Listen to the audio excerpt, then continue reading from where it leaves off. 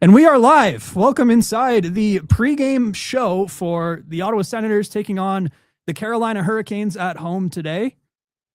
We've got a real murderer's row ahead of us on the schedule for the Ottawa Senators. Tonight, the Carolina Hurricanes. Tomorrow, the Vegas Golden Knights with 22 hours in between the puck drops. And then later this week, it's the league-leading Colorado Avalanche coming into town as well. And this is after they have blown 3 leads in their past 4 games. It's a little bleak in Sens land. And it's a great time to welcome on a new guest host for this pregame, wearing a beautiful Jake Sanderson jersey. Who's also a little bleak bleak looking on this team right now. That's how it goes. Welcome onto the show, Ethan Fink. I've made it out of the comment section. You have. Welcome inside. How does it feel? How are you feeling going into this game? We're going to be boots on the ground here. It'll be interesting, I think, more than some Sens fans. I have a feeling that we can potentially get a win out of this. Who's we? It's the Ottawa Senators. Oh, sorry. Producer Lee off in the background. Hi, guys. I'm just going to yell at them.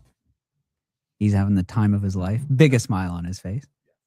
Him being Lee.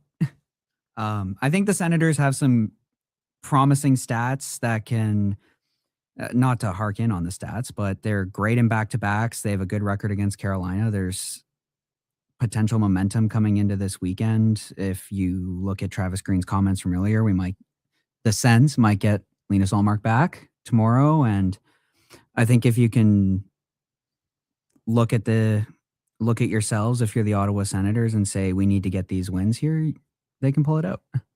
Well, we won't see Linus Ullmark today. James Reimer getting the start, but that was definitely one thing I took away from his comments today. The other was certainly the penalty kill. We've seen a coaching change assignment here. Mike Yeo being moved over to take over the penalty kill, which has struggled a lot under Nolan Baumgartner this year. Baumgartner's going to still be involved, but Mike Yeo is going to be the guy leading this. He had an all right PK in Vancouver, so it's clear the PK has probably been their second biggest Achilles heel after the goaltending. They figured the goaltending out, and frankly, they've allowed a lot of power play goals lately. You can get into the discipline and stuff, but do you think this is going to turn around the PK at all for this team? I mean, if you're Travis Green, this is very long overdue. If this is a change, I think if you're anybody who watches the Ottawa Senators for more than 5 games, you say there needs to be a change here. This has been a problem all season, like you say. I could not believe that it has been status quo. You've seen glimpses that the penalty kill has had adjustments. You know, I think a big thing is people harkening on the diamond and blame that. That's not necessarily something you can say. It boils down to poor coverage, just poor play. And you need to move past that. You need to find some kind of solution. What you have is not working, and go to a guy who's proven he can run a good penalty kill. And Mike Yeo brings that to the table. He's had a good power play, but I think when you have a coach like Daniel Alfredson there, who's also proven he can run a good power play last season, that you have options, and you sat too long if you're Travis Green to make that move. So here's hoping it gives a slight bit of a new coach bump, despite not being a new coach. Yeah, and it feels like if you're ever going to do it, now's the time when you're looking at the offensive weapons that we're going to see in the Canadian Tire Center in these next 3 games. You could maybe extend that to New Jersey a little bit. I don't know there, Lee. Your Devils, they're coming on. But looking at this, I mean, the Vegas Golden Knights have the 5th ranked power play in the NHL at 26.3%. Little surprised, actually. Carolina's all the way down at 13th, 21.2. So Senators PK is up in 8th, by the way. Colorado, it's surprisingly been like their one weakness, if you could call it that. 27th in the NHL on the power play, but I mean, tell that to a team that might break the single season points record with Nathan McKinnon playing at an elite level. It doesn't matter too much. Just to add in, you guys were asking as a good producer, the Ottawa Senators are 3-3-1 in back-to-backs this year. 500 in mid, just like most of their season. So yes, they're okay on the second half of back-to-backs. I don't put much stock into that, but it's going to be a tough turnaround tomorrow. I think if there's any storyline I'm looking at going into the game tomorrow, which I'm sure we're going to discuss more on the post game here, is who's going to start in goal. Because if you don't have Linus Ullmark back tomorrow, which Green said it's a possibility, I don't know about that personally. Do you run James Reimer back to back? Eh. Does Hunter Shepard get an NHL start? Do you call up one of Levi Marilainen or Mads Sogard? I believe the Belleville Sens are also playing tonight, so one of them are going to be getting a game. I think Sogard played last night's game for Belleville. Correct. It's a pretty tough situation. Like, are we going to see the old guy here, James Reimer, going on back-to-back? I definitely don't think that, but I would rather have James Reimer do a back-to-back than have Hunter Shepard even sniff the Ottawa Senators crease, to be frank. I think you have to... I think if you're Travis Green, you're not telling the media Linus Ullmark is a potential for tomorrow unless you're confident. I mean, the move to send Levi Marilainen down earlier in this week, which is absolutely the correct move. The kid needed to get out of Ottawa. He needed to be out of the spotlight. He needs to face some shots. He needs to find his groove. I think the last thing you want to do is call him up right now. He's just gone back down there. He's only played one game. He will very likely be starting tonight, given Mads Sogard started for Belleville yesterday. So regardless, he would be in a back-to-back situation. And we saw what he's like when he plays back-to-back games. He had one good situation, one where he was pulled pretty quickly. So it's a tough spot for the Ottawa Senators, but I think I don't think Travis Green's going out and saying Linus Ullmark is a potential if he's not confident that this move is happening. And I don't think you send Levi Marilainen to Belleville unless you're confident Ullmark is returning this weekend. I did see some notes from some of the reporters that were at media today and at the team practice. And when they were doing a lot of their reps, it was Ullmark and it was Reimer getting a lot of the reps while Shepard was kind of just floating and filling in as needed. But I mean, take it how you will. It's only Linus Ullmark and Travis Green and Steve Staios that probably know what the situation is going into tomorrow. And maybe today's game plays into that as well. If Reimer faces like 16 shots, which gotta doubt it looking at that Carolina Hurricanes roster. Yeah. But we've seen some other lineup changes here. Of course, the Sens blowing that lead against the Nashville Predators, one of their flattest games so far this year. They had the 3-0 lead by the end of the second period, lose that game 5-3. That's over after blowing leads to Montreal and Detroit on the weekend. Sure, you get that win over Columbus, but it's Columbus. The teams they've been beating as of late are not impressive in the least bit. So Travis Green, again, setting the forward lines into a bit of a blender here, specifically the first and third lines, switching the right wingers.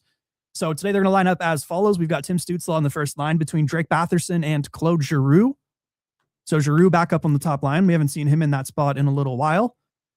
The second line stays the same, which I'm not super surprised about. That second line's been buzzing the last number of games, especially Ridley Gregg. So he's on the right side, staying with Dylan Cousins and Brady Tkachuk, who, despite having some bad numbers in the last game, I think had an all right one. In the end, he gets that goal. I'm a big defender of Brady Tkachuk in that last game. I think his stat line is not very reflective of his presence on the ice. He was in every scrum. He had his mouth going. He was getting the team fired up. A lot of people get on him for the fact that if you caught near the end of the game there, he smashed his stick off the game-winning goal and nearly took Reimer's mask off with the back half of the stick. But showing that emotion to me, I think shows he cared. He was engaged and he was all over it. He didn't maybe have a shot, but he did have a goal and one shot, but not a great goal. It was pretty much a tip in. I'm not even sure how he got credit for that goal watching it back, but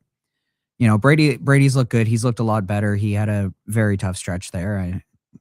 Anybody who's seen some of my comments and on this show before knows I was maybe on the line of maybe we could do without Brady, but I'm willing to take that back. I'm hoping he brings that into Carolina tonight. Julian in the chat here. Ethan getting an ATO on the show. That's all it is, Julian. Amateur tryout. It was a very unexpected ATO on the show. Hey, that's what you got to be prepared for when you work in the media landscape. You got the experience. You know that happens. And also coming in here on your comments on Brady, you can show the emotion, but if you don't contribute at all, can't be giving it to people on the team. He got a goal. He did, which was credited to him afterwards. But aside from that, 0 hits, 0 shots. Aside from that, one that was credited in the end. Bit of a quieter night from the captain again. I'm interested to see how he looks tonight, but Rounding out that lineup, you got Michael Amadio, Shane Pinto, Fabian Zetterlund as your third line. I like that line. I think Zetterlund is a good fit in there. I mean, Michael Amadio and Pinto prove they can move the puck, and get someone who can finish chances. I mean, Giroux was doing that for a while. They haven't been connecting lately. As good a shutdown pair as they are, get somebody in there who'll take that shot. I think so. And Zetterlund's been a little bit quieter in the last couple of games. He's still, I don't know if you call him a top line player in the NHL. I don't think he's proved that yet. So more of a middle six guy. Ridley Gregg's buzzing, so why not keep him in the top six? Give Giroux that look with Timmy. We know they like playing together. So I'm also interested to see how like a Zetterlund and Pinto look together. We haven't seen them get a ton of ice time together. Two speedy guys. I love that play. I mean, no slight at all to Claude Giroux, but the guy's getting up there. His speed is not what it used to be. He can still move. There's no question about it, but get somebody who can move fast and especially transition in the neutral zone. He breaks the puck out well. Zetterlund will be a good fit in there for Pinto. And if Travis Green saw something in practice, run it. Yeah, why not? And I mean, this is a deep Carolina team. So if you can have three lines that bring a different element, you need that. Your fourth line, Nick Cousins, Lars Eller, Stephen Halliday, who scored his first NHL goal the other night. Didn't see a lot of ice in the third period there. I hope he gets a little bit more, but very nice to see for Stephen Halliday. I think he's got a bright future. But I have to agree with what Julian is saying here. You know, I think if you're giving Halliday up, you're giving him a look in the top six. Maybe not right now, but I am going to say that he needs to get more minutes. It was such a weird decision to not have him play very much in that third period. He had looked strong all game. Maybe it has to do with the fact that he doesn't trust his line mates as much as he trusts Halliday, but at that point, stick him on a line somewhere else. Yeah, and I mean, he's gotten some looks on the second power play unit, but I do agree. I'd like to see him get a little bit more ice, but I mean, they're really trying to save this season and turn it around, as lost as it may seem. So I understand you want to put your more established guys in. Maybe if things do continue to more slip, they get a little desperate and Green will elevate him up, but I wouldn't mind seeing him at least get some shifts higher up in the lineup. I think you're absolutely right on that. Your defensive pairings, we also got some change there, specifically on the bottom four. Of course, Sanderson and Zub staying together. Thomas Chabot is playing with Jordan Spence tonight. Nick Jensen is out of the lineup after a bit of a poor performance. I know he's been kind of the whipping boy this year, a la Travis Hamonic last year. Is it fair to call him a whipping boy when he's just not been good? I'm absolutely not saying it isn't deserved. He has not looked the same since that hip surgery, but he comes out. Nicholas Matinpalo coming in to play with Tyler Clevin. I don't believe we've seen Matinpalo since the Colorado game where he had maybe 13 minutes of ice time. That was really not a fair situation to Matinpalo, in my opinion. I get you want to rotate your D pair, get someone a little bit more fresh in there, but the team's coming off a not great performance and not great win or a great loss, but then you're going to stick him in against the best team in the league. That's just, it's not great. I don't even say Matinpalo is much of an upgrade, but you know, he's not playing with a new hip. So there's a benefit to be had there. Yeah, we'll see how he looks tonight. And starting in goal once again, James Reimer, Hunter Shepard is backing him up. Carolina Hurricanes are a very deep team. There's no way around that. I mean, take one look at the standings. They're first in the Metro. They've got 67 points. Over on the league, I mean, the East, they're only behind the Tampa Bay Lightning? Yeah. Tampa Bay has them by 1 point. So 67 points. The Senators sitting all the way down at 14th in the Eastern Conference with 53. It's a very good Carolina team. I mean, one look at this lineup, you got top line of Andrei Svechnikov, Sebastian Aho, Seth Jarvis, Taylor Hall with Logan Stankoven and Jackson Blake. Nikolai Ehlers all the way down on the third line. I know that's a name a lot of Sens fans were looking at in the offseason as a top line player for the Ottawa Senators. He's on the third line for the Carolina Hurricanes with Jordan Staal and Jordan Martinook, William Carrier, Mark Jankowski, and Jesperi Kotkaniemi round out their bottom six. Kotkaniemi, a name that's floating on a lot of the trade boards right now, might be on his way out of Carolina. By the way, the player that the Montreal Canadiens drafted one pick before Brady Tkachuk. Thank you again, Montreal. Much appreciated. I mean, look at Montreal and the Senators right now, though. I don't think they care too much. Oh, we're not talking about the Habs right now. Defensively, you've got Jacob Slavin, one of the best defensive defensemen in the NHL with Jalen Chatfield, Keandre Miller with Sean Walker, and Alexander Nikishin with Joel Nystrom. Expected to start in goal for them, I believe, is Brandon Bussey, who's been quite the story this year. Backing him up is Freddie Anderson. Is there any one player that's kind of sticking out for you in this lineup that we're going to have eyes on tonight at the Canadian Tire Center? I've got my eyes on Brandon Bussey. This kid is hot right now. Nothing gets past him. He's made some really insane saves. He, very young guy. He's come into a situation that people were like, let's see what he does, give him a shot. And he's, I'd say, in a better position than anybody, certain young goaltender on the Ottawa Senators was in, but he's looked great. He's someone for me to watch. I think if you're the Ottawa Senators, you're just trying to get an early one behind him and see if that can throw him off a little bit. Yeah, I echo that for sure. I mean, it's the guy they got on waivers. Great situation for him with Peter Kochetkov being out for the rest of the year. Freddie Anderson's always had his injury struggles. You don't know how many years he's got left in the NHL or just with the Carolina organization. It feels like goaltending is always something that's held them back when it comes to the playoffs and getting over the hump of getting beyond the Eastern Conference final. Oh yeah. So I mean, there's obviously Sebastian. Yeah, very good player. Seth Jarvis is another one that I'm certainly going to have my eyes on. Jacob Slavin as well, just as a guy who's going to be competing with like a Jake Sanderson on Team USA for ice time on that left side. That's the interesting thing for me is how is Slavin going to try to see if he can outperform Jake Sanderson tonight? And if you're Slavin, you're going to be pretty all over this game. And that can be, he's someone you got to watch if you're the Ottawa Senators, because you give him any amount of ice and he can be a problem very quickly. Absolutely. So the Hurricanes coming into this 31-15-5 on the year. The Senators 23-20-7. Let's get a little prediction in here for the score. What are you thinking in this game? How does it go? It's a high scoring game, low scoring game. We'll try and get that over under pulled up as well.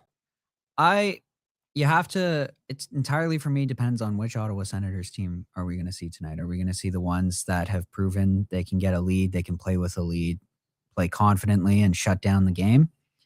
It'll be a low scoring one, I think, no matter what. I think I'll give Ottawa the benefit of the doubt. I'll give them I'll say it's a 3-1 win.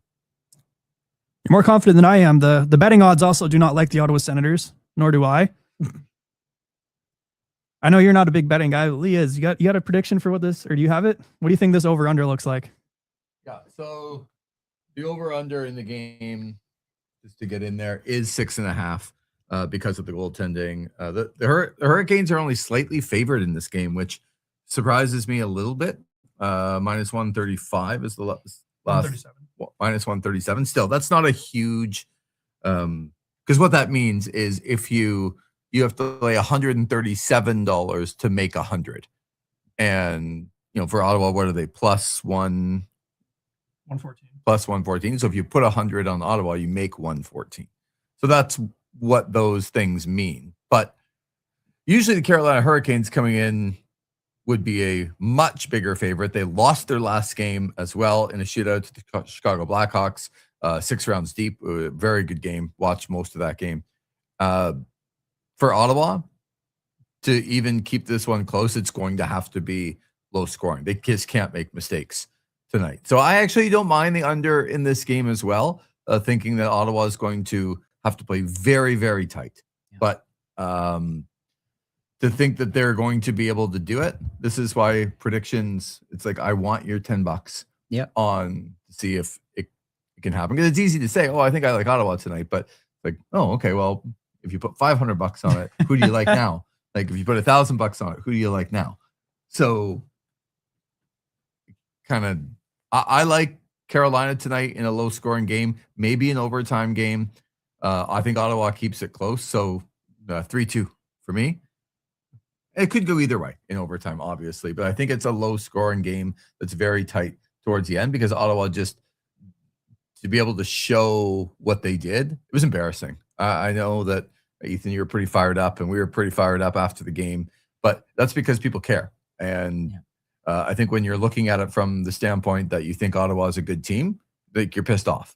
But to be able to look at it and go, yeah, Ottawa's not that good of a team. I have a trivia question though for you. Hit me with it. When is the last time Ottawa beat a team that is currently in the playoffs? You can answer that as well, Tanner, because I know that you probably don't have that. Was it the Montreal game in December? It was not. There's another team. But that Montreal game, by the way, was like December 2nd. I'm going to say Pittsburgh. They beat Boston right after they beat Pittsburgh, and Boston's currently a playoff spot. But that's still December 21st. Wow. It is January the 24th, and in the midst of a very hectic schedule. So some of the teams, even in December, the only three playoff teams they beat were Boston, Pittsburgh, and Montreal. And those aren't exactly like the best teams in the NHL. It is a very uphill battle coming up tonight and tomorrow.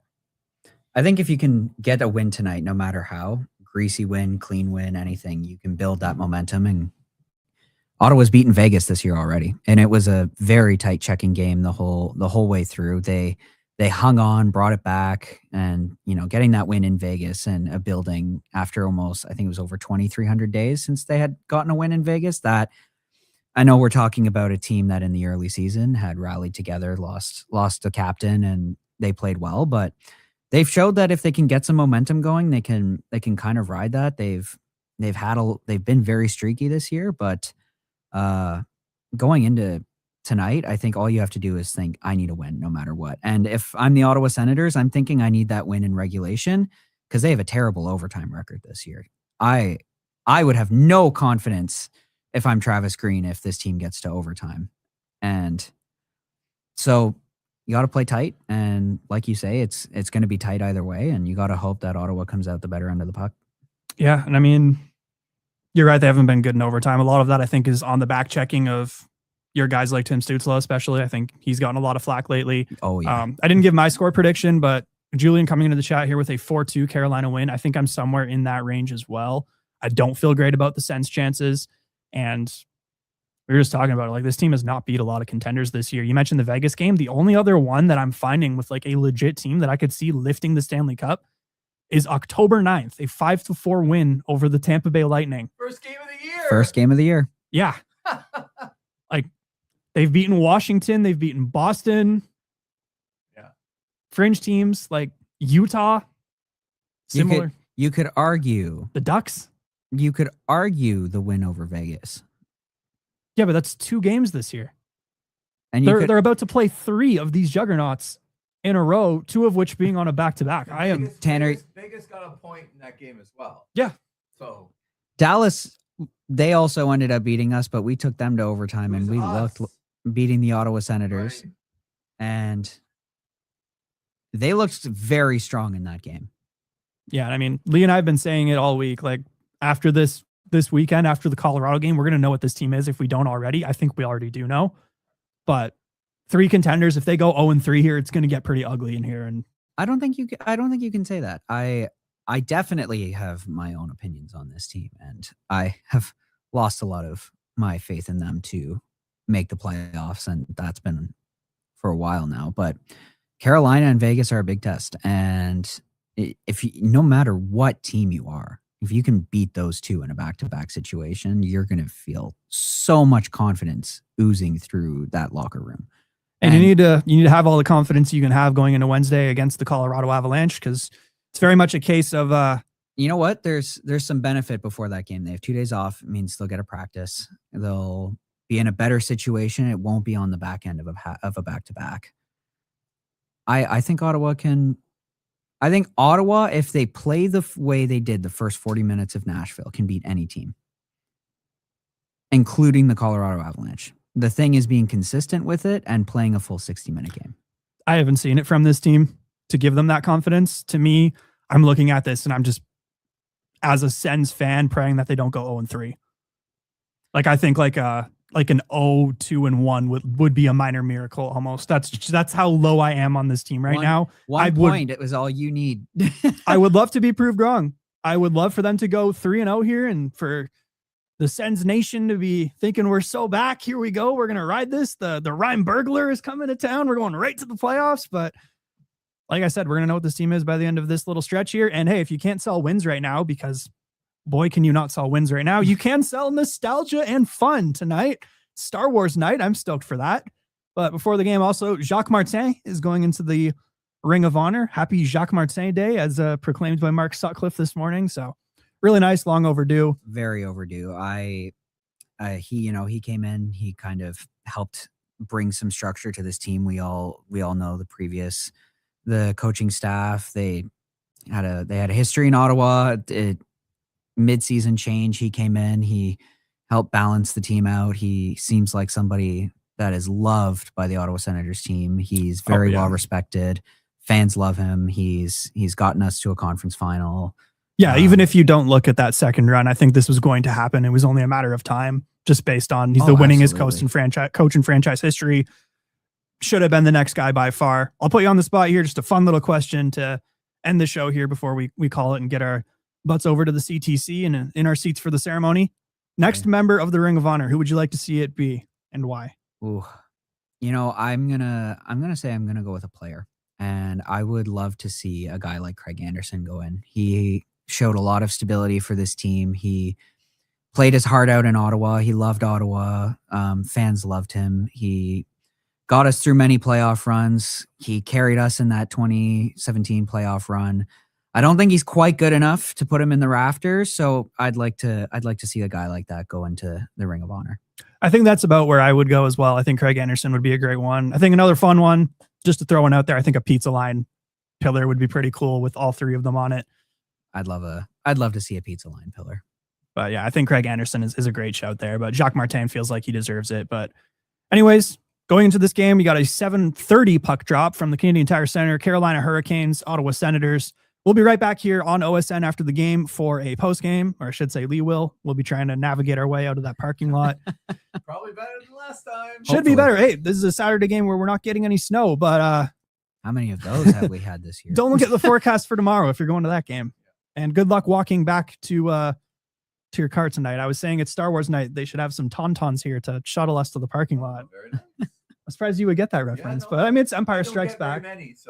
Empire Strikes Back. Hey, should we talk about my take on the best Star Wars movie of the original six? No, we're not going to talk about your best Star Wars movie take. That Tanner, shut her down. Yeah, and Julian just coming in here. I know what this team is. It's a lost season. One fans will be asking the what could have been, because on paper this team should be a playoff team, but as a product they are not. Agreed. And like I said, after this stretch, we're going to know what this team is for sure if we don't already. Yep. But anyways, we're going to start. We got the murderers row of teams, the Carolina Hurricanes tonight from the Canadian Tire Center. Lever Sage will be back here post game. I might hop in from the studio in Barhaven afterwards, and we'll break down whatever happens in this game and set things up for tomorrow against the Vegas Golden Knights. We appreciate you watching. If you haven't already, make sure to like and subscribe, and we will catch you in the post game.